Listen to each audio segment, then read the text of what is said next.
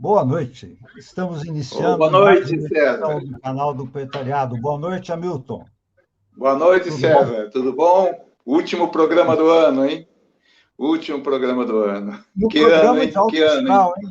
Muita música, muita Ô, poesia que o nosso convidado promete, o Joãozinho Ribeiro, Joãozinho lá de Ribeiro. São Luís do Maranhão.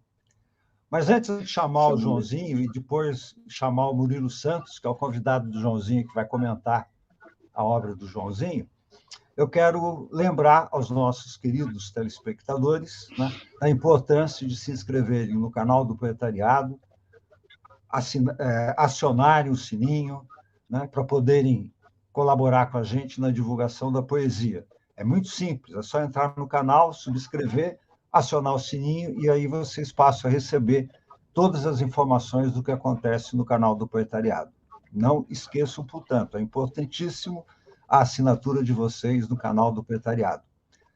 Hamilton, preparado? Preparado? Vamos lá?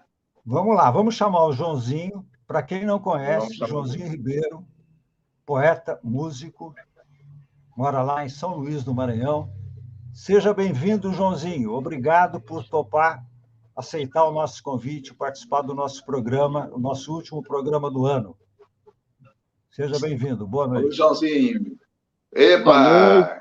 Boa noite, boa noite, João. César, boa noite, Hamilton. Para mim é um prazer imenso e uma honra estar compartilhando deste espaço, né? Espaço de cultura, um espaço de humanidades, né? E de partilhas, né? De Então, poesia, principalmente, né? isso, o mundo nunca precisou tanto de poesia quanto estes momentos que estamos vivendo. E o Brasil muito mais ainda. Joãozinho, posso começar? Podemos começar? As baterias de perguntas aí para você? Faça as honras da casa. Joãozinho, você é um artista muito importante no país, no seu estado, tem participado dos grandes momentos aí da cultura brasileira, temos participado junto de muitos eventos nacionais, internacionais, regionais, e você tem muito a nos dizer, né? Principalmente para esses jovens artistas de hoje, né? E as pessoas no nosso programa querem saber, geralmente, afinal de contas, de onde surgiu essa figura? Qual que foi a sua primeira inserção, as primeiras motivações? Como que foi um pouco a infância, as influências, a formação? A gente queria saber um pouco disso, para o Joãozinho depois partir para uma conversa mais aberta sobre a obra do João, etc. Pois tá, né? Meu contato mesmo, assim, mais profundo, ou mais fatal, mais marcante com a poesia, se deu em dois momentos ainda na década de 70. Quando eu ganhei um festival de poesia e de música no ensino médio, né? Naquela época chamavam de científico, e também ainda na década de 70, quando eu ganhei um festival de poesia de um instituto, parece que o nome era Gonçalves Dias, aqui na cidade de São Luís. E eu me lembro que o primeiro prêmio não era dinheiro, era uma caixa de livros, né, com vários autores maranhenses que eu confesso não tinha conhecimento nenhum nem da existência dele, né? E eram verdadeiros figuras assim fortes da literatura. O Hamilton conhece bem um que é o Nauro Machado, né? Que já passou para outro plano. Tinha o José Chagas e vários outros autores. Então, aí eu tomei conhecimento maior com esse mundo da literatura e da poesia, mas uma obra que vai marcar assim profundamente toda essa história, antes que eu conhecesse o poema Sujo, do Ferreira Goulart, que também é um marco, foram dois livros deles que naquele tempo, na década de 70, chegavam bastante escondidos por meios assim bem bem silenciosos, né, porque eram considerados livros subversivos, coisa e tal, na literatura. Um foi Dentro da Noite Veloz, né, é um livro do Ferreira de 1975, e o outro foi Luta Corporal, também dele, né. Então, esses momentos que eu estou elencando aqui, eles são cruciais, né, para o acontecer da poesia em minha vida, né? Então, esses momentos que eu estou falando, que datam da década de 70, esses festivais que eu participei de poesia aqui na cidade de São Luís, que é uma cidade que respira, né, poesia, uma cidade de poetas mesmo, eles foram fundamentais para que eu trilhasse esse caminho. E também eu atribuo isso também à mudança assim, geográfica. Eu morei em vários bairros aqui em São Luís, bairros que eram considerados subúrbios na época, né? Eu fui morar no centro histórico, né? Mais ou menos na zona boêmia da cidade, né? E então, toda essa carga simbólica, essa carga existencial, vieram dar substância, né, ao contato com outros poetas, que eu passei a conhecer presencialmente, né, conhecer de fato e despertar para esse mundo imenso, né, que é o mundo da poesia. Esses concursos literários, né, foram fundamentais.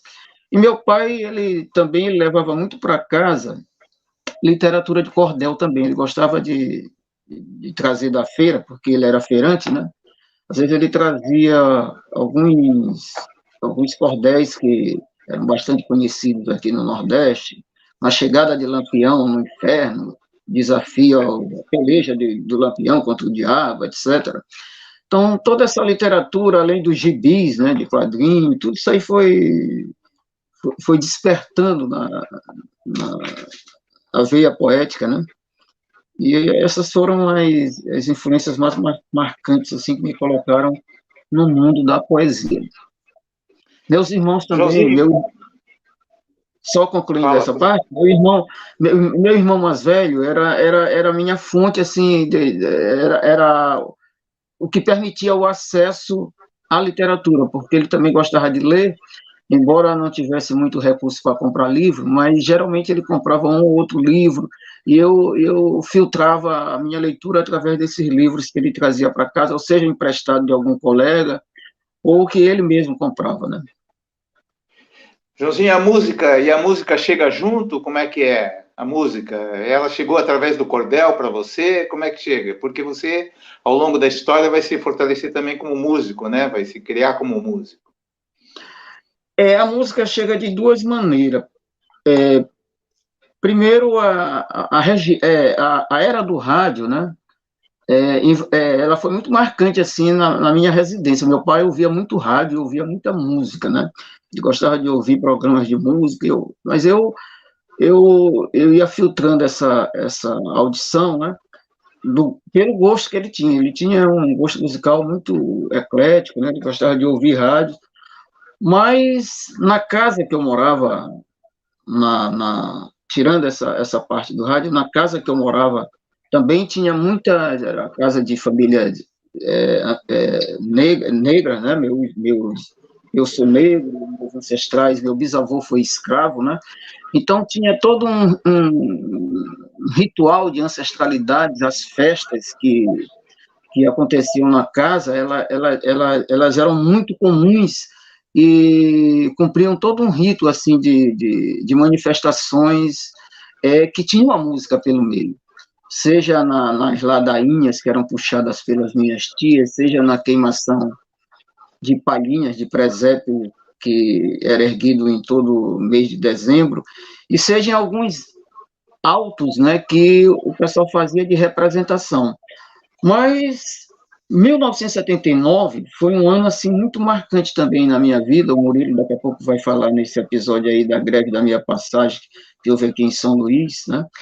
Mas esse ano também de 79 foi um ano que teve muita efervescência cultural aqui, e teve um festival de música popular universitária na Universidade Federal do Maranhão. E eu escrevi, estava começando a dar as primeiras notas de violão, tentando aprender um pouco de música, e eu escrevi uma música chamada Liberdade, Ainda que Tardia. E a música acabou tirando o segundo lugar nesse festival. Aí eu abri umas outras janelas, né, para mim entender que era uma forma que eu tinha de expressar essa poesia que eu carregava. Então, aí surgiram as primeiras vivências da poesia que eu carregava comigo, com a forma de tentar expressá-la através das músicas. E aí não teve mais condição de retorno, né? Então, daí em diante, eu compreendi que uma das formas que eu tinha de me expressar como poeta era também através das músicas que eu fazia, né? E que começaram a brotar de forma mais sistemática e mais abrangente. César, quer...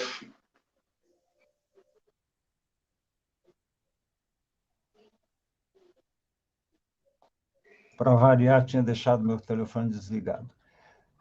Você, então, começou na poesia via música, é isso? Antes da poesia antes você...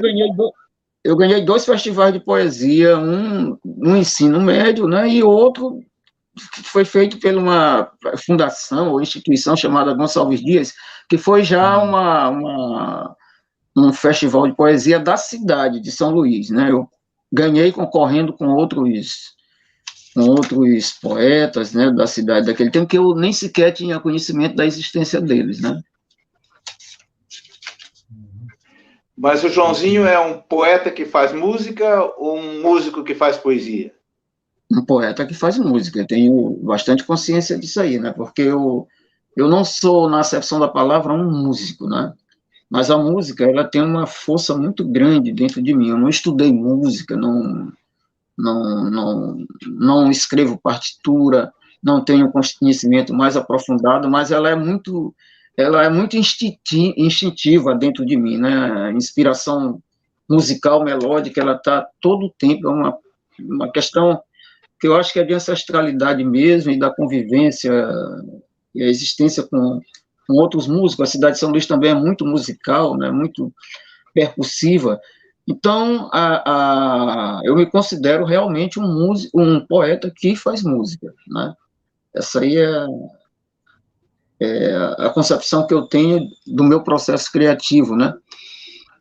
Da minha produção criativa. Eu sou eminentemente um poeta que faz música. Isso aí já resultou em mais de 100 registros musicais, né, por vários intérpretes brasileiros, outros compositores, Zé Cabaleiro, Chico César, Elba Ramalho, Rita Benedito, e também em textos, em poesia, e publicações em várias coletâneas, né, e também escrevi para teatro, fiz música para teatro também, para espetáculos, então, e agora até para cinema também, né, o clipe aí do nosso amigo Murilo Santos, que daqui a pouco nós vamos ter a oportunidade de compartilhar, então eu faço questão dessa referência, né, eu sou um poeta que faz música. Legal. Ô, Joãozinho, e a oralidade da sua poesia vem da onde, então? Vem da música? Porque os teus poemas são extremamente orais, né? Você leu trechos do teu livro em voz alta, é uma sonoridade assim muito rica, né? E isso é uma questão que eu sempre me pergunto, porque eu sou um poeta pouco musical. Não, César, eu vou te responder com um poema feito recentemente, né? Que é intitulado Estação da Arte. Quando eu enxergo música e escuto as suas cores, não sinto mais as dores, me curo das maldades, mentiras e verdades, na pauta do caminho, tocando em desalinho a valsa da saudade. Mistérios permanentes e a curiosidade engatam a marcha nova no trem da humanidade. Poetas e seus repentes se fazem necessários para sarar o tempo de tanta insanidade. O trem carrega os sonhos para a estação da arte, que ainda imita a vida e chega a toda parte, com a luz e a esperança e o brilho dos meninos, deixando suas marcas em todos os destinos. Estação da arte. Eu acho que eu tenho essa capacidade, essa permanência da melodia nos meus versos, né? É uma coisa que eu carrego comigo e não quero me desfazer dessa possibilidade. Embora eu tenha outros poemas que fogem dessa, às vezes, do que a gente pode chamar de métrica, coisa e tal, não faço muita questão disso mesmo também. E um exemplo é a paisagem feita de tempo, né, que a gente vai falar mais na frente. Posso, Joãozinho? Posso ler um poema que não cai nesse exemplo da métrica? Pois não, amigo. Fique à vontade. Toda inquietude do silêncio, tendo vez e voz, nesta paisagem que eu crio e transformo, de fruto do meu corpo e semente da minha crença, em pés do meu destino. O caso agora é grande e pouca para tanta vida, esvaziada num instante, pela lata d'água que retiro do velho tanque de cimento e que despejo sobre o chão de limo na tentativa inútil de passar a limpo as manchas do meu calendário. Belíssimo, de paisagem feita de tempo. Justamente, isso aí é uma imagem, né? Uma imagem importante, assim, da transição, da minha transição enquanto poeta, né? Rebuscada numa geografia urbana, né? Da convivência no centro histórico da cidade de São Luís, né? Com seus habitantes, com seus medos, com as suas felicidades, com as suas tristezas, com as suas pobreza do ponto de vista material, e essa riqueza que os seres humanos carregam consigo, né? E que fazem parte dessa paisagem feita de tempo, né? Como o próprio livro se intitula. Viu, João? E qual foi a influência do Samuel de Sá Barreto na sua criação artística? O Samuel, na verdade, é um poeta prodigioso, né, nascido numa cidade aqui que é uma referência para nós, que é Pedreiras, é a cidade do João do Vale, né, que foi considerado aqui o personagem do século XX do Maranhão. E o Samuel, na verdade, ele por ser muito mais novo do que eu, né, ele partiu antes do combinado, como ele costumava dizer, em 2020, né, em julho de 2020, exatamente no dia 3, mas deixou uma obra imensa que eu estou com alguns exemplares do que ele produziu durante esse tempo, mas é muito mais do que isso, né? Eu tive a honra de prefaciar 2 livros dele, né? Um deles foi a Versos Cinzentos, e o outro foi uma nova edição da Rua da Golada e sua identidade. O Samuel, além de ser um poeta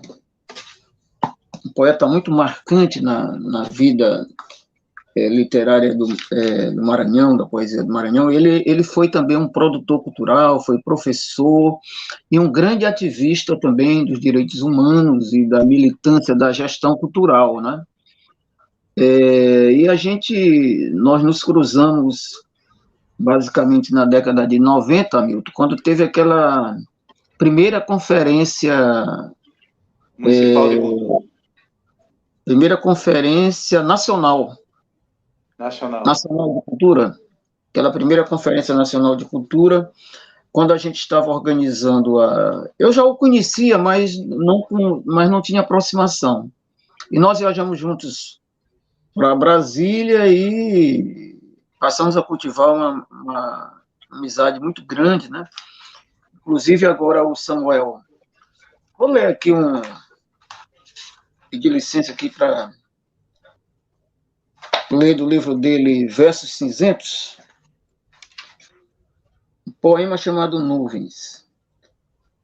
Nas nuvens me transformo toda hora, fiel formato de cada mutação, o segundo removendo a demora do vulto que se tem na imensidão.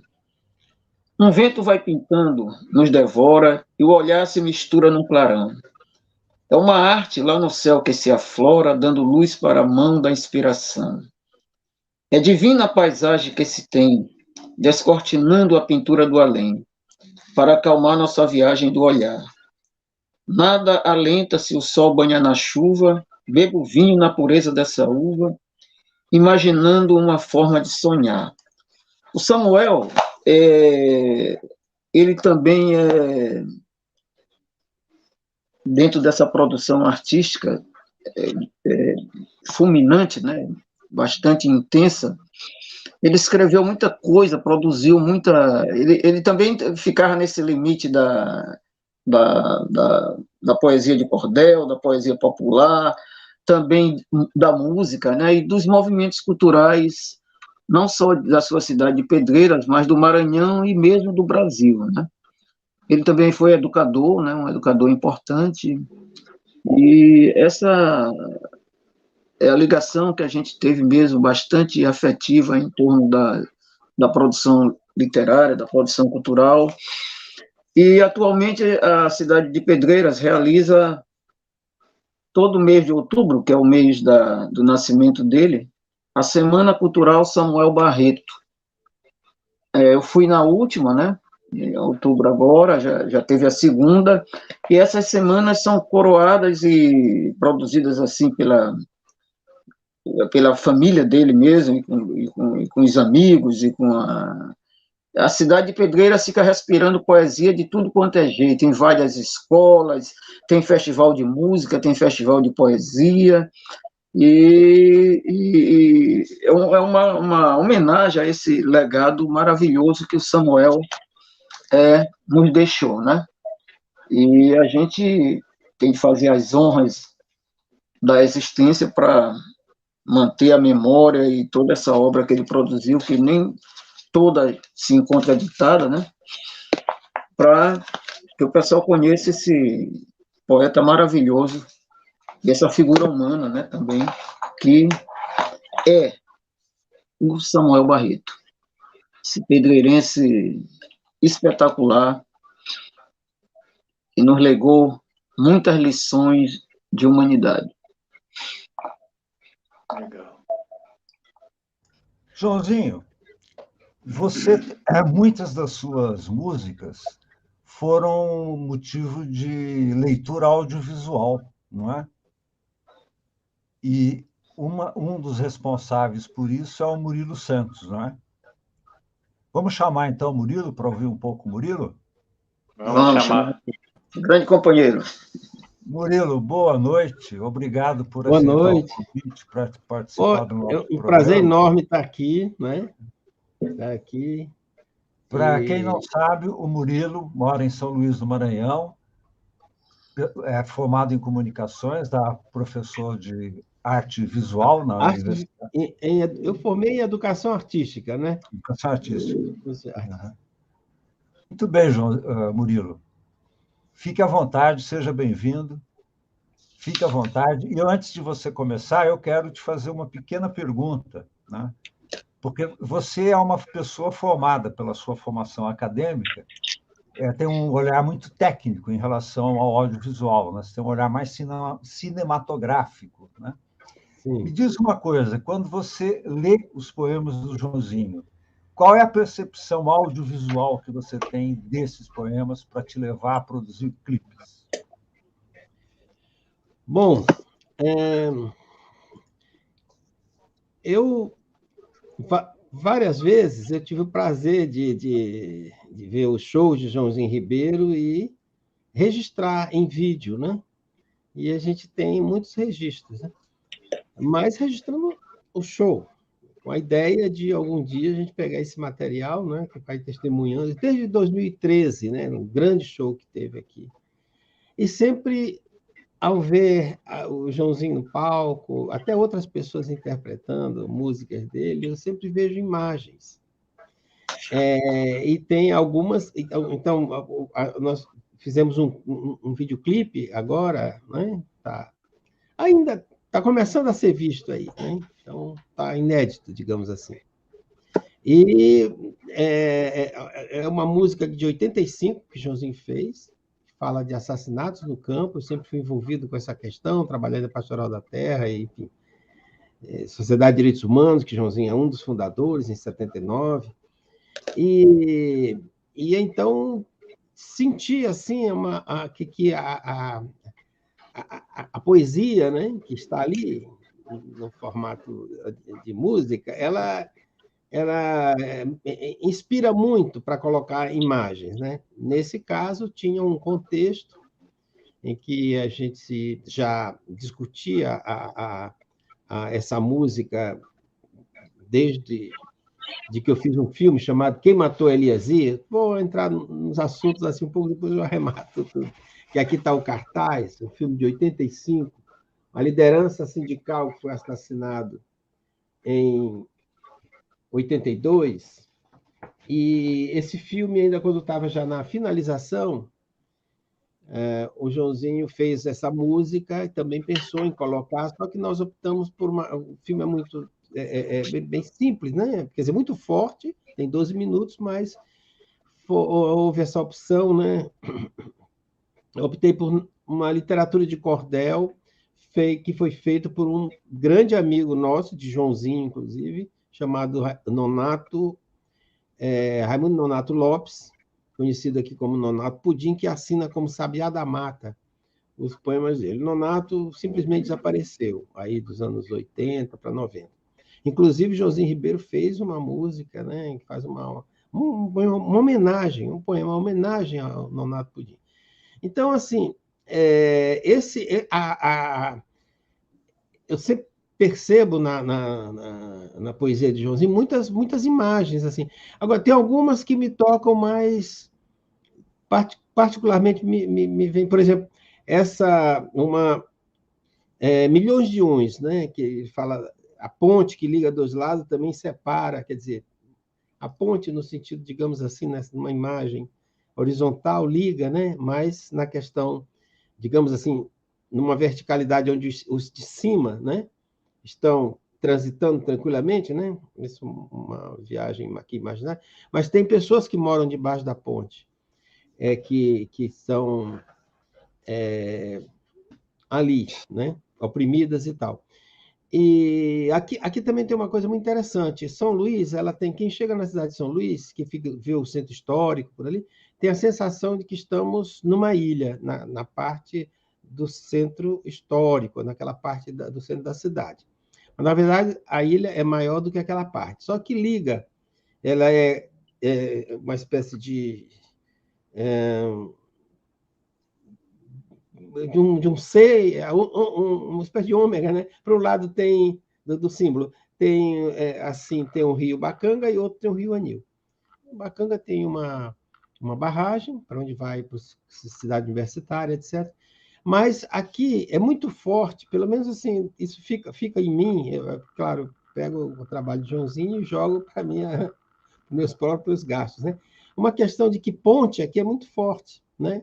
Nos anos 60 foi construída essa ponte que ligou a cidade a um outro lugar, que enfim, que depois vai para as praias. Então, a ponte é uma coisa muito forte, muito presente aqui. Então, essa Milhões de Uns que fala dessa ponte, eu sempre fico assim, muito me situando dentro disso aí, dentro dessa presença, digamos assim, simbólica das pontes, né? Tem uma ponte que ganhou o nome de José Sarney, mas que ninguém chama José Sarney, ela liga o bairro de São Francisco, que se chama de Ponte de São Francisco, e uma outra ponte, que também é uma ponte, uma figura importante da poesia, enfim, tudo que é a bandeira Tribuzzi, né? Então, essa coisa da ponte, ela é muito forte. Eu sempre que ouço o Milhões de Uns que fala das pontes, a ponte que liga dois lados, também separa e tal, isso eu me situo em São Luís, né? E aí tem uma parte que eu não sei se vou lembrar, Joãozinho, aqui, que fala confere os filhos e multiplica o pão, né? Maria confere os filhos. Exato. Então, isso aí, eu vejo assim imagens até fílmicas, imagens cinematográficas, né, nesse sentido, nessa parte, em outras também. Na própria música Passamento, tem uma parte que eu acho assim, que toca muito, que diz assim,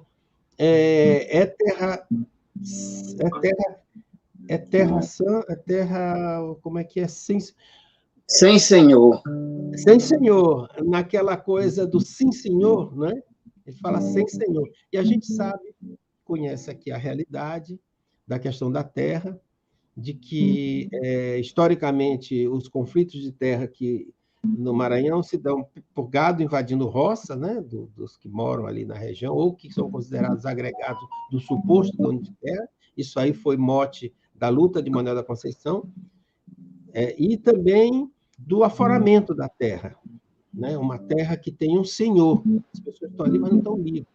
Então, esses vários trechos, tem vários, né? Que eu tomo, para mim, como essa, digamos assim, uma poesia que sublinha coisas que eu presenciei, tem uma visão assim muito particular. Eu nem saberia fazer uma observação mais assim como um crítico nessa área, né? Mas assim, mais do que o Joãozinho me joga, entendeu? Que ele... Há pouco tempo tivemos uma apresentação, poucos dias, lá no Centro Cultural do Ministério Público, e no final a gente distribuiu a letra da música para se cantar junto, foi emocionante. Muito, não foi difícil todo mundo pegar aquela letra mesmo no papel e sair cantando, né?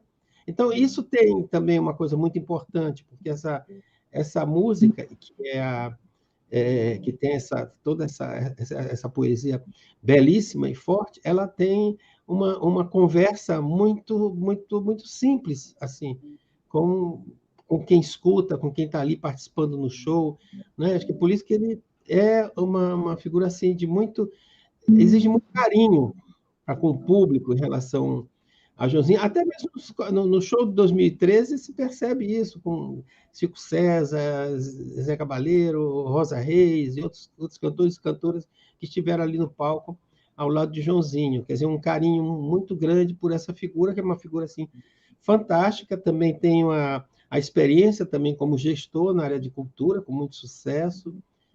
Enfim, o Joãozinho tem fornece muitos elementos para se pensar em cinema, mas nem sempre a gente conseguiu ainda condições para fazer os trabalhos inspirados nas coisas que saem do grande poeta nosso, Joãozinho Ribeiro. Obrigado, Murilo. Você quer passar alguma passamento, César? Vai passar o passamento? Eu queria, antes do passamento, o Murilo falou muito na ponte, e eu sei que o Hamilton ia me provocar sobre essa questão dos milhões de uns, né? Sim. Dessa marca, né? Que, na verdade, era um poema que eu passei mais de 10 anos para encontrar uma melodia para ele.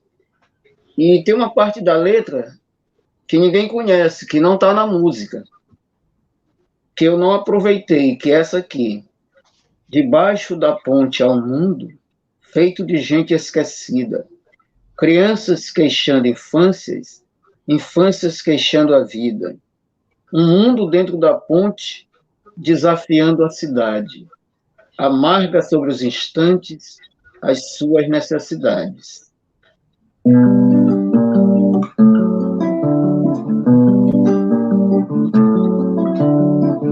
ponte que une dois lados, separa muitos caminhos, por cima uns vão pisando, debaixo outros sozinhos, calçando os pés com a esperança, agasalhada no escuro, entrando na fila imensa que espera pelo futuro.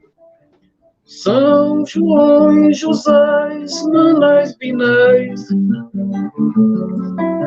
sem vintém, sem pão, sem chão.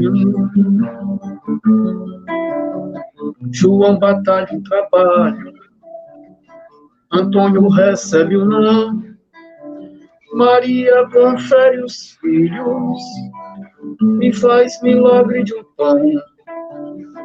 Milhões de uns vão vivendo debaixo de muitas fontes, por cima um céu de concreto encerra os seus horizontes. São João e José, Manés, Binés,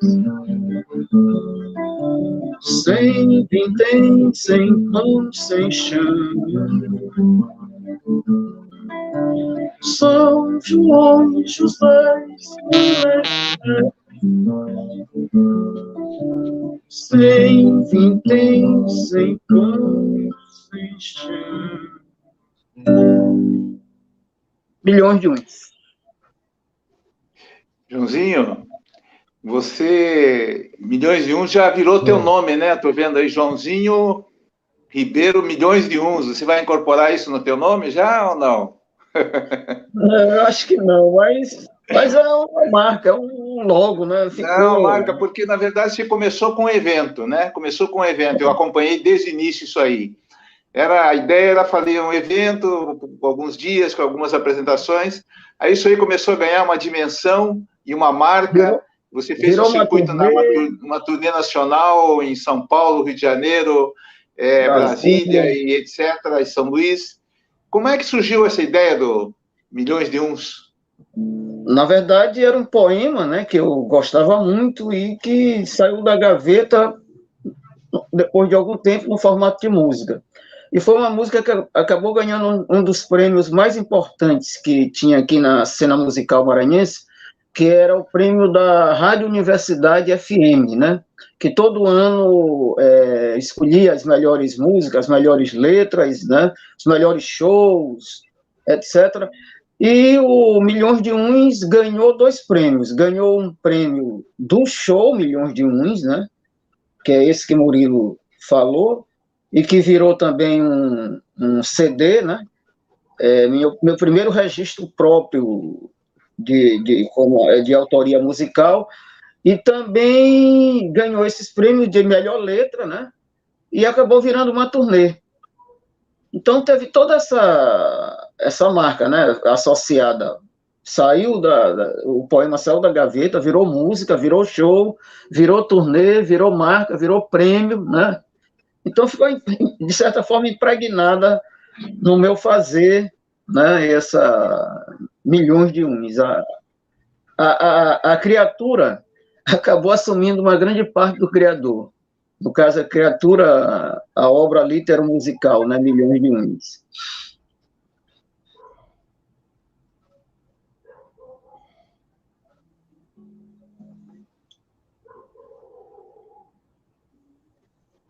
Eu achei que você fosse tocar mais uma música, Joãozinho. Eu também. Estava esperando.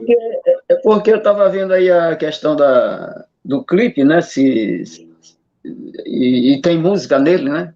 Então eu fiquei um pouquinho mais reservado aí nessa história. Mas a gente pode...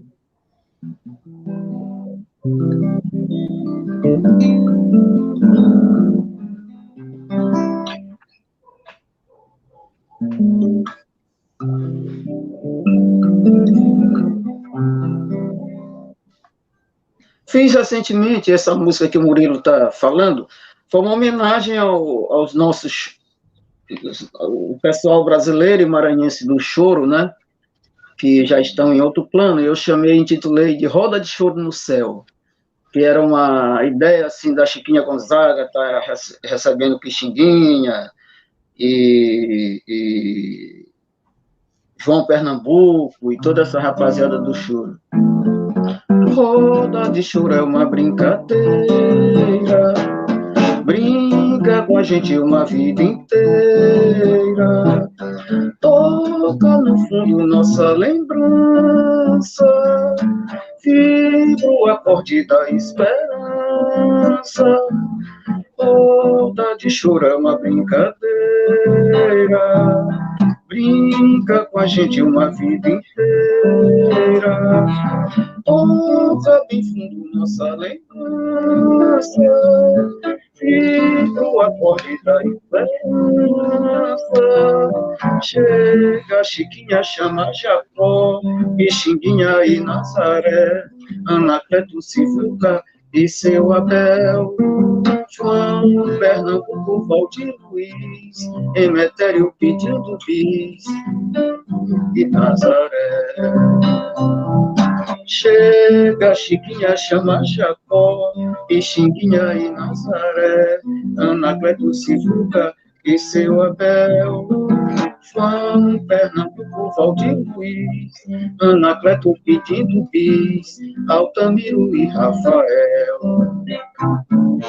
Roda de choro é uma brincadeira, brinca com a gente uma vida inteira. Roda de choro é uma brincadeira, brinca com a gente uma vida inteira. Por aí vai. Viu, João? Quando você faz uma música como essa, por exemplo, você começa pela música, pela letra, o que é? O que te sensibiliza mais aí? Isso que foi interessante tocar nesse ponto. Minha produção criativa, eu tinha muita dificuldade, Hamilton, César, Murilo, em explicar para as pessoas como é que surgia, né?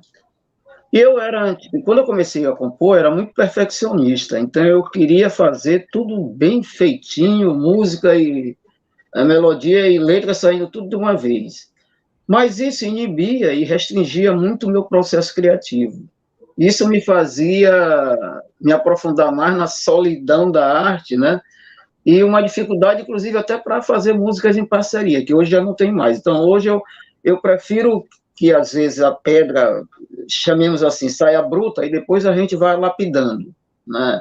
Melhorando os versos, melhorando a harmonia, melhorando a melodia. Mas, antigamente, eu sacrifiquei muitas músicas nesse processo criativo, porque eu só achava que devia sair as duas juntas. Então, a primeira música que eu peguei uma letra e coloquei melodia, minha, foi 1 Milhão de Uns. Eu tinha uma dificuldade muito grande de fazer isso, né? Mas, atualmente, não. Eu já vivi muitas experiências diferentes, né?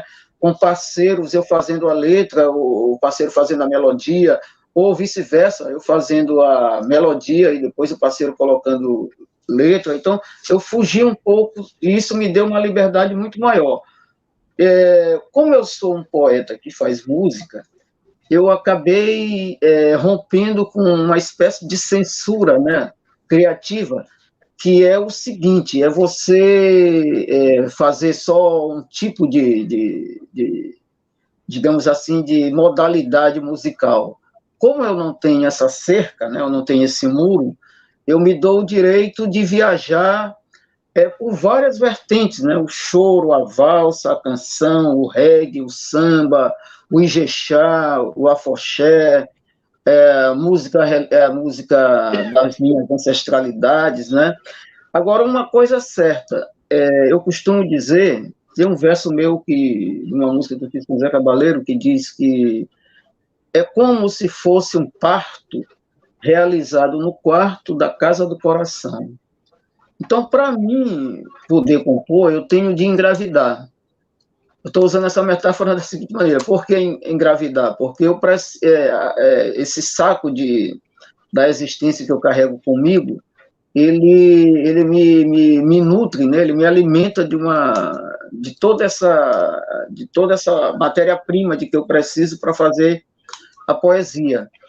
Então, esse processo criativo, a única exigência que eu tenho comigo mesmo, né, e e uma verdade que eu tenho, assim, digamos, uma honestidade com minha obra, minha produção criativa, é que eu tenho de sentir, tenho de engravidar, para poder, depois da gestação, a gente parir essas obras líteros musicais, né? Que são os poemas com a música dentro dele, ou vice-versa. Então, esse processo criativo meu, ele, nos últimos tempos, ele se enriqueceu muito por causa da abertura para essas novas experiências. Talvez eu tenha começado a adquirir isso quando eu comecei a trabalhar com músicas para teatro e música para cinema. Isso também me deu um pouco mais de abertura, porque eu tinha uma dificuldade muito grande de tentar fazer música, digamos assim, quando ela tivesse assim, uma certa encomenda, entre aspas. Ó. Alguém encomendou para me fazer uma peça. Uma vez, um grande escritor maranhense, o Biratã Teixeira, me encomendou a trilha sonora de uma peça de teatro que ele ia encenar, do Arthur Azevedo, chamada Capital Federal. Isso me deu uma dor de cabeça, porque eu tinha dificuldades, assim, depois eu fui entendendo mais até meu processo criativo. Aí eu consegui fazer, né, as duras penas, mas consegui fazer. A mesma coisa também, uma peça do Walter Dust, chamada A Urna, que foi censurada durante muito tempo. Hamilton, inclusive, foi um grupo aí do Teatro Guaíra que ensaiou essa peça, A Urna, e eu fiz as músicas, né, junto com um colega aqui do Maranhão, aí de Curitiba. Isso deve ter sido em 86, por aí. Eu fiz todas as músicas, mas foi um processo, assim, para mim era muito dolorido, porque eu achava uma agressão, depois que eu vim compreender que não era nada disso, era uma agressão à minha criatividade, que devia ser mais inocente, devia ser mais livre, devia ser mais espontânea e tal. E não é quebrar a espontaneidade, é você aprender novas técnicas de trabalhar a sua poesia, né? Então eu fui vendo que o teatro tinha muita contribuição para me dar, eu trabalhando com música, o cinema também tinha, né? Aí eu quebrei um pouco disso, hoje eu já sou muito mais aberto e diversificado nesse processo criativo. A única exigência mesmo que eu faço comigo é que haja um grande sentimento e aquilo não seja... e aquilo faça parte de mim, né?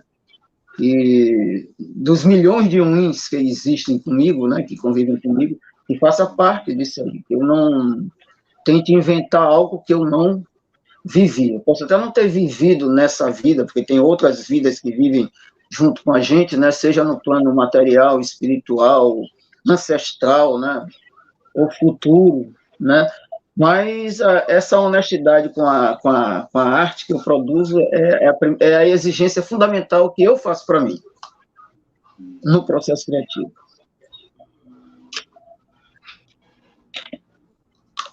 Mas Milhões de Uns, ele significa, assim, no meu entendimento, uma certa ruptura e, ao mesmo tempo, uma integração da poesia com a música, né?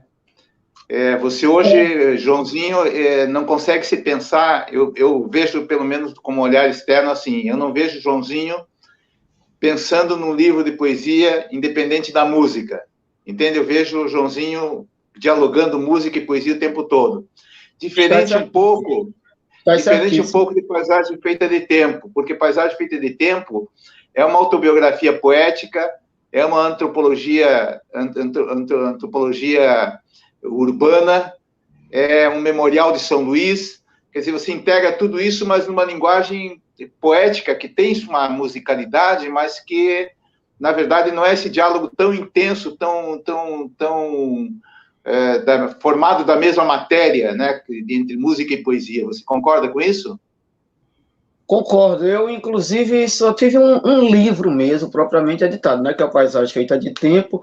Isso não quer dizer que eu não tenha material para fazer. Eu tenho material até para fazer uns 3 livros, né? Durante o período de pandemia, eu escrevi um livro inteiro aí, que eu passei a chamar de Versos de Quarentena, mas não publiquei. Eu tinha mais 2 outros feitos, né?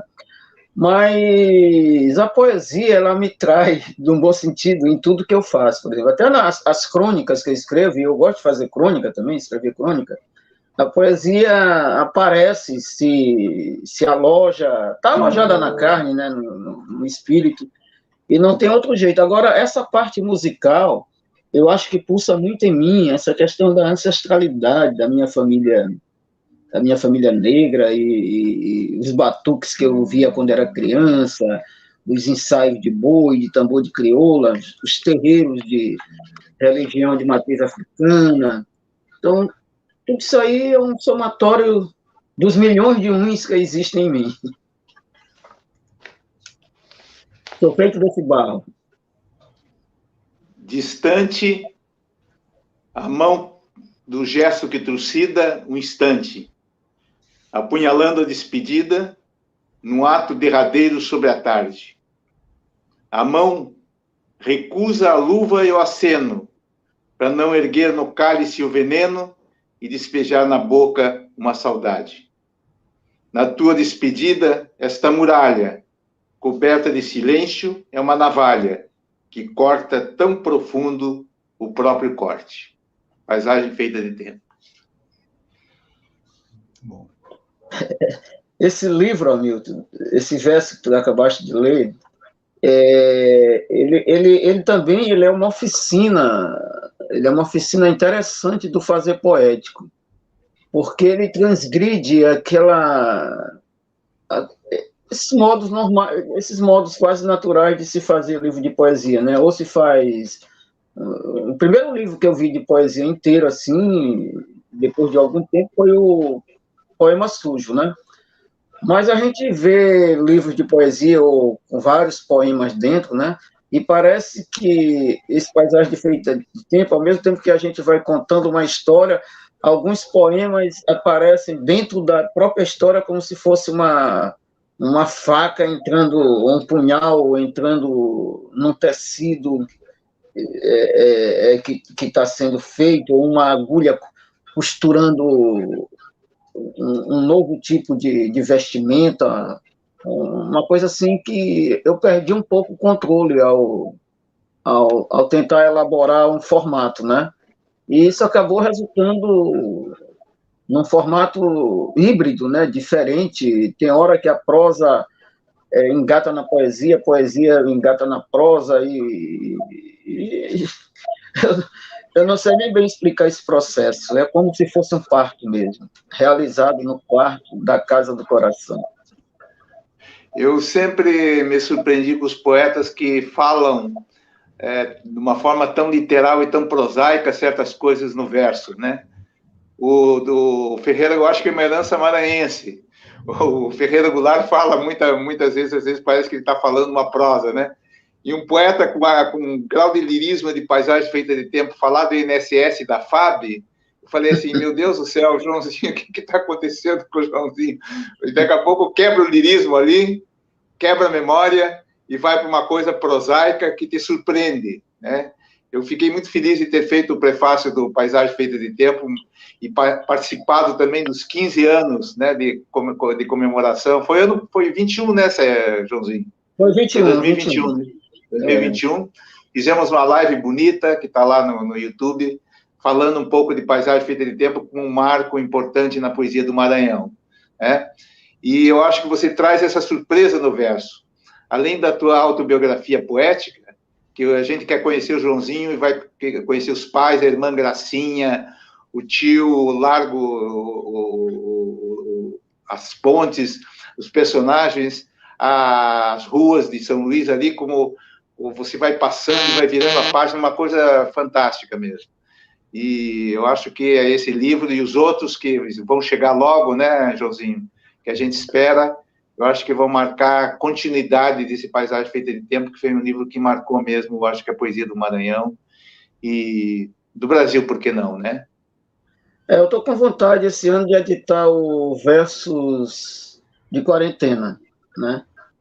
Eu escolhi esse título, mas depois eu achei que era muito piega, mas não, por enquanto é um título provisório, mas tem interessante também, porque eu sou um bom contador de histórias, né? E a literatura não deixa de ser geralmente uma história bem contada, né? Também um pouco da literatura. Eu também, durante essa minha toda trajetória da escrita, eu me notabilizei por fazer apresentações de livro, ou de CD, ou de espetáculos, ou de CDs, né? E eu estava juntando outro dia esses escritos que eu fiz de apresentação, já dá mais de 100, já daria um livro também, né? Dessas apresentações de outros livros, de outros espetáculos, de outras músicas, inclusive. E eu não sei se você já viveu essa experiência, Milton, mas eu já vivi também a experiência com Samuel de fazer um poema, os dois poetas fazendo o mesmo poema, né? Nós fizemos juntos uma poesia para o José Chagas, né, que foi um grande poeta maranhense, né? Na verdade, era o paraibano mais maranhense que nós já tivemos por aqui. E a gente viveu essa experiência, porque uma coisa é você fazer música de parceria, um faz a letra, outro faz a música, né? Ou os dois fazem as mesmas coisas, né? Mas eu vivi com o Samuel Barreto também essa experiência. Nós fizemos um poema juntos. Eu não sei se você já viveu como poeta essa experiência de fazer uma poesia. Muito marginalmente, mas tem um poeta paranaense que faz isso a 4 mãos, a 6 mãos, a 8 mãos, que é o Antônio Tadeu Wojciechowski, né? Que é impressionante como fazem até poemas interessantes, bons mesmo, mas em grupos, né? Porque eles trabalham muito em grupo. Lógico, ele tem toda uma obra individual, mas ele escreve... Eu nunca tive essa experiência, a não ser em mesa de bar, muito en passant, assim, mas não, coisas assim de momento, né? Mas não publicáveis, vamos dizer assim. Eu até estranhei, porque eu achava que essa experiência não era possível, assim, do jeito do meu processo criativo, mas aconteceu, né? Mais um campo aí, mais uma abertura para se trabalhar. Eu queria colocar... Murilo está a fim de falar. Fala, Murilo. Há alguns instantes, o Joãozinho falou sobre essa coisa do trabalho, assim, por encomenda, né? E se colocando como... Depois ele superou isso aí e tal. Mas quando eu fiz parte do Laborarte, que Joãozinho, nos anos 70, 72, fiquei até 76, Joãozinho depois passou por lá, nessa casa, nesse grupo, né? No Laboratório de Expressões Artísticas. Joãozinho passou nos anos 80, né? 80. Aí, lá nos 70, a gente fazia altas discussões e entrava pela noite, o porquê o trabalho de encomenda, se é mais arte, se é um trabalho de inspiração. E como era um tipo de arte engajada, né? Falando naquele tempo, naquele momento, que tiraria assim a verdade dessa arte. Então, isso é algo que, pelo menos assim, para alguns artistas aqui, isso estava presente nos anos 70, acho que se estendeu também em 80, não é uma problemática, digamos assim, somente sua, a ponto de dizer, poxa, depois eu descobri que não era nada disso. Isso é talvez esse pensamento, né, tenha se estendido e, de certa maneira, impregnado aqui nessa discussão, porque a obra sai com muita arte, etc. Mas, falando aí, ele falou de José Chagas, e eu me lembrei que, em 74, o Laborarte fez 2 espetáculos, um chamado Maré Memória, do José Chagas, e um outro, Audição de Nauro Machado. Um espetáculo forte, foi a primeira vez que eu entrei assim como ator, mais... Eu não sou ator, mas, enfim, um trabalho mais adulto. O Maré Memória, também, de 74, eu participei, assim, projetando o Super 8 no espetáculo, que tinha essa proposta de integrar as artes, né, sobre palafitas e tal. E aí eu estou lembrando do show Milhões de Uns, foi em 2013, né? 2013. Musical, show vibrante e tal, e de repente tem lá o poema Acontece, que é sobre nosso amigo, que não se sabe para onde ele está, Nonato Pudim, e um poema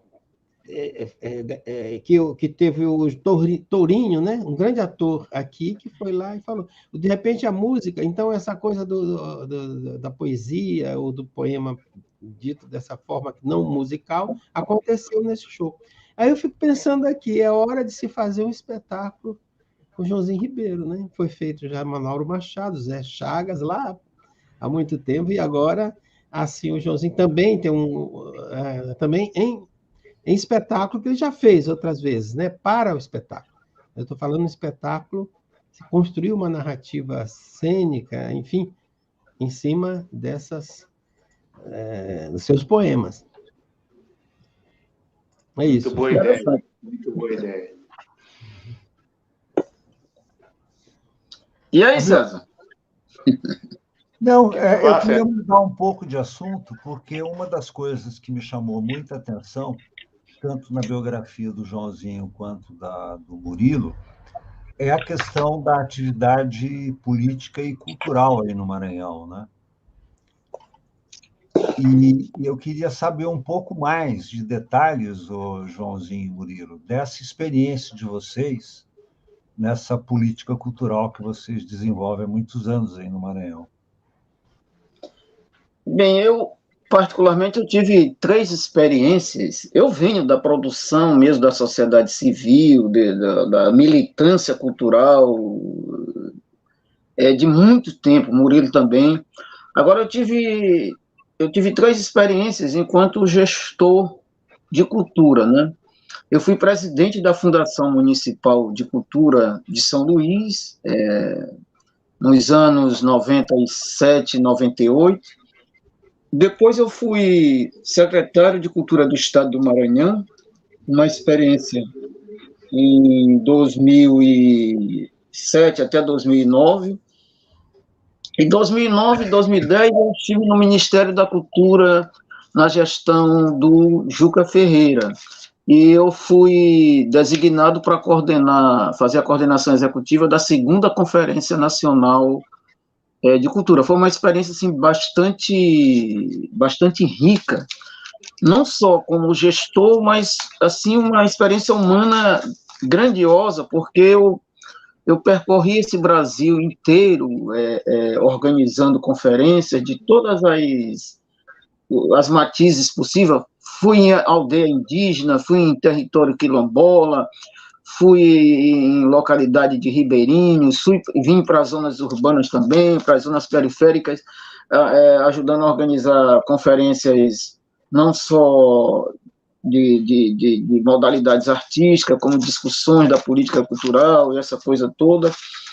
E, para mim, houve uma clara demonstração de uma coisa que o Hamilton até me indagou há alguns dias, que é essa questão do poeta, né, e do criador em frente à gestão pública. Alguns dizem que não é aconselhável, que não dá certo, mas eu acho que não é uma regra, não. Eu me senti bastante confortável e contribuí com muita coisa, que até hoje ainda tem um legado grande aqui na minha terra e até no país mesmo, nessa parte da gestão da cultura, né?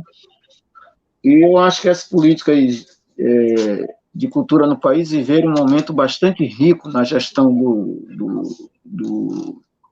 da Marilena Chauí, em São Paulo, me lembro, o Hamilton também fez parte um pouco dessa gestão, e também na gestão do Gil e do Juca Ferreira, que quebrou aquele mito de que a cultura se restringir a coisa de artista, né, muito mais do que isso, né, e a gente trabalhou também muito o significado da cultura enquanto o status da cidadania e dos direitos, né? Então, eu acho que ampliou muito esse universo para além da própria criação artística, né? Não sei se o Murilo quer falar um pouco, Murilo, sobre isso?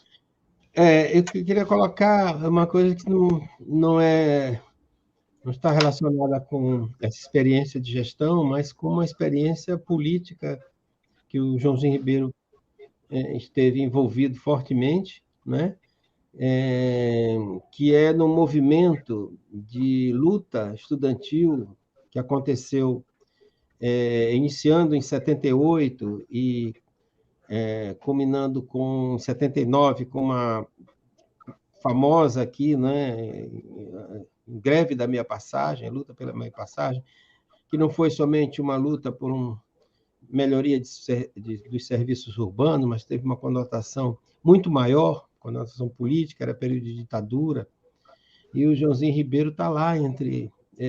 quando eu falo está lá é porque a gente filmou em película Super 8, outras partes 16mm, assim, bem de improviso, né, que explodiu de uma hora para outra, esse movimento que teve assim, a cidade toda foi tomada por estudante, houve também quebra-quebra, e muita repressão policial, muita gente presa, teve tiro e tudo mais, e o Joãozinho aparece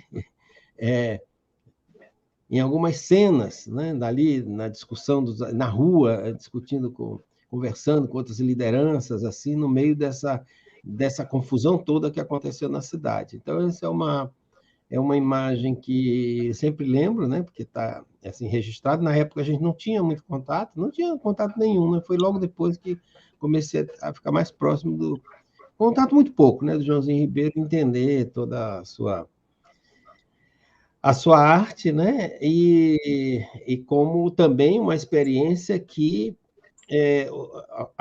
ao lado, como ele falou aí, estava começando, né, já tinha antes iniciado com um prêmio de poesia, mas também, paralelo a essa produção, fazendo uma política forte, uma política de risco na rua, no sentido de que... Porque tinha uma repressão policial muito forte e muitas vezes eu vi lá os movimentos dessa greve da minha passagem, a polícia sem... Não aconteceu algo parecido, né? Então, saiu um tiro assim, como aconteceu, né? Mas que poderia, de uma hora para outra, acontecer, isso era o risco muito forte. Não tinha, assim, ainda, digamos assim, não sei se o Joãozinho concorda com isso, mas estratégias de, talvez, que eu entendi que se percebeu lá que as balas não eram de borracha, acho que nem tinha nessa época, não era verdadeira. O Joãozinho está lá também participou de outros grupos assim políticos, de discussão política na época. Então, isso é algo que também eu vejo assim que forma todo esse universo do poeta, com a sua ancestralidade, né? Como o João já falou aí.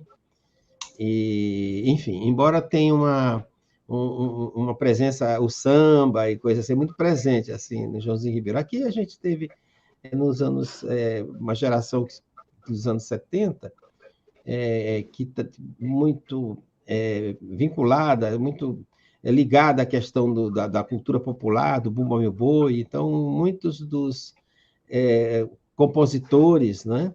E talvez aí o Joãozinho tenha um pouco de diferença, como ele se diz, é um poeta que faz música, passaram a fazer o seu, que a gente chamava assim, o seu boi, né? Música popular brasileira no Maranhão, digamos assim, mas que inspirada em Bumba Meu Boi, né? Era uma coisa quase que... E sempre tem coisas belíssimas, quase obrigatória em cada compositor ter o seu boi, como a gente dizia, né? Eu só fiz o meu bem recentemente. Tem o Boi de Lágrimas, do nosso saudoso Macarra, que é lindo, lindo, muita poesia. Não? Então, talvez, eu não sei, aí seria outra questão, outra discussão, se essa coisa do poeta, que também compõe, né, o que faz para a música, isso tenha desenhado de uma forma diferente de alguns compositores que se inspiram, talvez, na própria música para fazer a sua poesia, na música do boi, do boi, então, tambor de crioula, não sei. Aí seria outro assunto, né, em outro momento, essa discussão. Eu queria falar uma coisa, é o seguinte, antes de me referir ao aspecto da vida do Joãozinho, queria dizer que o Murilo Santos está fazendo hoje aniversário. Foi ontem, que né? eu gostaria de ontem registrar aqui o aniversário 70 anos. 70 anos, tá ficando sexy cada vez mais, né? Legal. E o Joãozinho, eu acompanhei a trajetória do Joãozinho há muitos anos, né? Eu posso dizer que nós fomos cúmplices na democratização cultural do Brasil, né? Não apenas de São Luís, do Maranhão, mas do país, porque nós rodamos esse país inteiro em reuniões do Fórum Intermunicipal de Cultura durante 10 anos, de 94 a 2004. Criamos fóruns locais, como foi o Fórum de São Luís, inclusive levantando temas que naquele momento não se falava praticamente, que era a questão da cidadania cultural, a questão da cultura como vida como cultura, a questão da cultura de paz, do reencantamento do mundo. Lançamos uma carta internacional de responsabilidade dos artistas, que teve repercussão no mundo inteiro, né? Na Europa, na Ásia, na África, na Índia, onde centenas de artistas assinaram essa carta, e até hoje é uma referência em muitos lugares. Enfim, eu acho assim que todo esse trabalho comprometido, vamos dizer assim, que o Joãozinho tem tido, ao mesmo tempo com sua linguagem artística inseparável do seu trabalho enquanto inserção no mundo, né, uma inserção poética no mundo, que gera, de um lado, poesia, e, do outro lado, gera ideias de mudança, né, de direitos da vida, direitos humanos, etc. Então, eu acho que essa trajetória bonita, né, do nosso artista convidado, né, foi muito importante para os pré-acontecimentos quando o Gil entrou. Eu lembro no encontro do Rio de Janeiro, estava Marta Arruda, estava você, estava várias pessoas, que o pessoal do Ministério falou assim: nós não estamos inovando nada. O pessoal do Ministério da Cultura, tudo o que foi feito até agora, o Fórum Intermunicipal de Cultura já fez, né? E nós estamos bebendo nessa experiência do Fórum Intermunicipal de Cultura. Isso foi uma declaração do Ministério muito interessante. Isso demonstrava que o nosso trabalho não tinha sido em vão, no sentido de semear ideias, né? Até criar secretarias de cultura onde não havia, né? Como aconteceu, acho que no Espírito Santo, em Itapecerica da Serra, em vários lugares, estimulando a criação de cultura, ligando a cultura com a educação e por aí adiante. Eu acho que esses desafios da democracia cultural do Brasil estão muito ligados à figura do Joãozinho, à figura do Instituto Polis, de Altair Moreira, de uma grande escola minha, de formação. Palmiro, etc. Enfim, uma pletora de ideias e um conjunto de jovens, né, que se atiraram na construção da democracia cultural no Brasil. E eu acho, só para concluir, que a linguagem do Joãozinho, né, como a linguagem de todos nós, se enriqueceu nesse processo, né? Não inibiu, né, a criação, porque a gente não estava querendo fazer um manifesto da nossa obra a partir do ativismo, mas sabia separar bastante bem o que era a linguagem artística, o que é a linguagem política, etc., mas sempre manter um diálogo vivo, né, entre esses dois momentos, entre essas duas instâncias, esses dois gêneros de linguagem. E sem perder o encantamento, né? Perder o encantamento. É fundamental. Pelo contrário, né? Essa história que eu tenho um poema que o Murilo falou em boi recentemente, e foi o primeiro boi que eu fiz, né?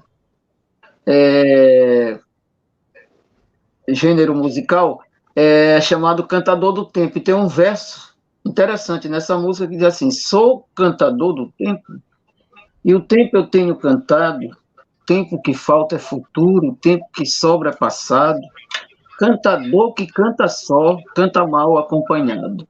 Então, essa necessidade da gente cantar junto, né, e de encantar, né, é uma coisa que agora aflora, essa questão da solidariedade, dessa cultura de paz, né. Eu me lembrei aqui, Hamilton, de uma frase do escritor cubano Alejo Carpentier, que ele dizia: para mim terminaram os tempos de solidão, começaram os tempos de solidariedade. Eu acho que a gente está vivendo um momento também que expressa muito isso, né? Para mim, terminaram os tempos de solidão. Começaram os tempos de solidariedade. Acho que isso aí... Você está acreditando nesse cenário, nesse novo cenário que está apontando aí? Como é que você está vendo isso, Joãozinho? Eu sou um discípulo da paz, né? Mas essa paz que eu defendo, né? Não é aquela paz da ingenuidade, de desprezar o conflito e o confronto quando às vezes se fazem necessários, né? Mas é a paz da esperança, da gente poder construir um outro mundo, né? Aquela frase importante do Fórum Mundial, né? Um outro mundo é possível, ele não é só possível, ele é urgente, né? Ele é possível e urgente com essa... Eu te confesso que eu jamais imaginaria, em pleno século XXI, eclodir uma guerra como essa que está acontecendo aí, da invasão da Rússia na Ucrânia. Eu não pensei que ainda teria espaço para esse tipo de coisa no mundo, né? Então, eu acho que essa questão da construção de uma nova possibilidade de ampliar a humanidade do planeta é fundamental e estritamente necessária e urgente para que a gente possa pensar num reencantamento do mundo, como a gente costuma discutir desde muito tempo, né? Esse reencantamento é necessário porque o desencantamento, ele mata a esperança, né? Ele mata a possibilidade da gente acreditar em mais fraternidade, mais justiça, né? Então é preciso que a gente se reencante, né? E esse reencantamento, ele não pode ser um reencantamento solitário, ele tem que ser um reencantamento compartilhado, né? Um reencantamento coletivo, um reencantamento do ser humano e essa relação que não existe separação com a natureza. Para mim, os povos originários já sabem disso há milhares de anos, né? Não há possibilidade de futuro, né, para a nossa humanidade sem entender que nós estamos junto desse processo todo cósmico, né, com a natureza, com outras dimensões aí do espírito e tudo mais. E a poesia, nesse momento, ela é um cimento, né, para colar esses cacos da humanidade. Poesia, música, assim eu penso. Muito bom. Hamilton, uma última pergunta? Não, eu só queria dizer que isso que o Joãozinho falou é muito, muito legal, porque hoje a gente está muito inspirado na ancestralidade, né? A ancestralidade a modernidade nos trouxe muita tristeza, nos trouxe muita desesperança, né? À medida que foi fazendo rupturas sem olhar para o passado. E a partir do momento que começamos a olhar para o passado, é verdadeiro aquilo que os africanos falam, Ubuntu, né? Ubuntu, pensamento africano, ou seja, nós somos porque eu sou porque nós somos, né? Então, isso que inspirou, inclusive, a luta pelo apartheid, Nelson Mandela, né, o pensamento africano, que nos traz fortemente essa ideia do Ubuntu. Eu acho que nós estamos precisando trazer essas verdades antigas, essas verdades das nossas ancestralidades, para iluminar o mundo, né, de uma série de coisas que nós já conhecíamos.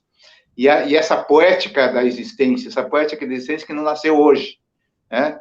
Aí está toda a amazonização do Brasil, né? A amazonização da democracia, como se fala, etc. E eu acho que nós temos que conquistar essa ancestralidade cada vez mais nas nossas experiências, nas nossas práticas, nas nossas poéticas, e fazer esse diálogo, né?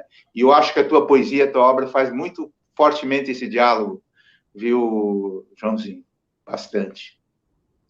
Todo poeta é suspeito de cometer versos até que prove o contrário. Essa frase aqui eu acabei construindo naquele dia que a gente fez o teste, né? Todo poeta é suspeito de cometer versos até que prove o contrário. Muito bom. Bom, meus queridos, hora de encerrarmos. Eu quero agradecer imensamente ao Joãozinho Ribeiro, ao Murilo Santos, por terem aceito o nosso convite e participado do nosso último programa do ano, né? Aproveito e desejo a vocês um ótimo Natal e um mais feliz ainda Ano Novo, porque o Ano Novo promete que teremos um clima mais oxigenado, mais puro, em todos os níveis, né? Muitas estrelas brilharão no nosso céu, e eu espero que a gente consiga não só consolidar a democracia, mas como consolidar também a cultura como importante processo, né, na democratização do país. Muitíssimo obrigado, uma ótima noite para vocês, um ótimo final de ano. E eu agradeço também ao público que até agora nos assiste pacientemente, né, e os convido para nos voltar a assistir agora no próximo ano, a partir de março, porque eu e a Milton precisamos de 2 meses de férias. Férias sem remuneração, hein? Férias sem remuneração. Vamos entrar na justiça reclamando dos nossos direitos. Eu me sinto bastante honrado de ter compartilhado esses momentos, né? E com esses 3 grandes companheiros, o César conheci recentemente, o Hamilton é um companheiro assim de toda a existência, o Murilo Santos é uma figura humana e parceiro de muitas viagens culturais, políticas, musicais, né? E audiovisuais. Eu queria me despedir aqui, desejando um Natal muito bom para todos nós e um ano de 2023 bastante promissor. E queria me despedir com uma poesia, né? Opa! É isso Sonho aí. para sonhar juntos. Ainda carrego um sonho que finda e não se acaba. Acordo e recomeço, refaço a trajetória, contando uma outra história com muita prosa e versos. Da paz que nos habita, do afeto que não se encerra, da fé de quem acredita, do amor sepultando a guerra, da esperança bendita no nosso planeta Terra. Se os sonhos não envelhecem, a juventude é a idade das coisas que permanecem presentes na realidade, reescrevendo direitos e o grito de liberdade. Muito bom. Bacana. Agradeço muito o convite, foi um evento, assim, um encontro maravilhoso, né? Feliz Natal para todo mundo e um ano novo, com certeza, vai ser maravilhoso, né? Tendo sempre à mão poesias do Joãozinho Ribeiro. Obrigado. E que a poesia nos salve, né? Que a poesia nos salve.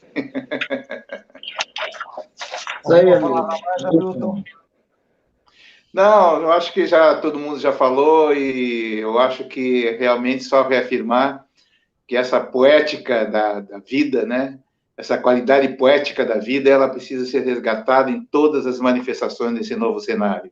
Seja na arte, seja nos encontros coletivos, seja nos debates de consciência, seja nas manifestações, nas atividades, que sempre a poética esteja presente.